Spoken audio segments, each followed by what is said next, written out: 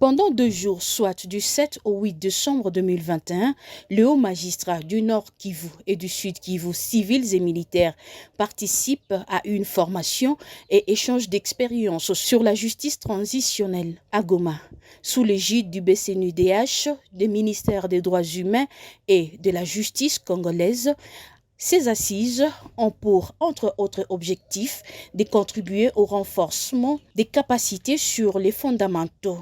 C'est le vice-gouverneur du Nord Kivu qui a souhaité la bienvenue aux intervenants. Le général-major Romy Ekukalipopo a émis à l'occasion le vœu de voir la justice jeter une base de réconciliation pour une paix durable en RDC, particulièrement au Nord Kivu.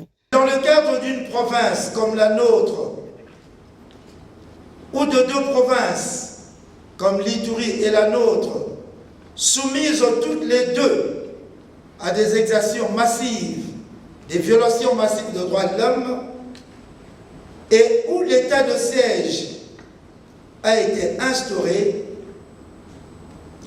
il ne suffit pas seulement de dire le droit de manière classique, comme je l'ai dit tout à l'heure, il faut aller plus loin. Pour Aziz Thioé de la MONUSCO, ces séances qui ont commencé à Kinshasa, la capitale congolaise, sont d'une importance capitale. Chers magistrats, votre présence à un niveau si élevé de responsabilité se mesure à l'aune de toute la dimension de votre engagement pour la lutte contre l'impunité et la justice transitionnelle.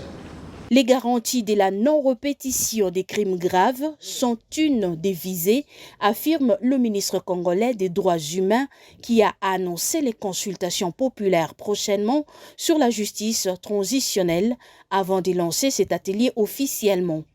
Nous avons bon espoir que les conclusions et les recommandations de ces journées de formation et d'échange d'expériences nous feront nécessairement avancer vers des approches nouvelles qui nous permettront de mieux affiner notre travail sur la justice transitionnelle en République démocratique du Congo.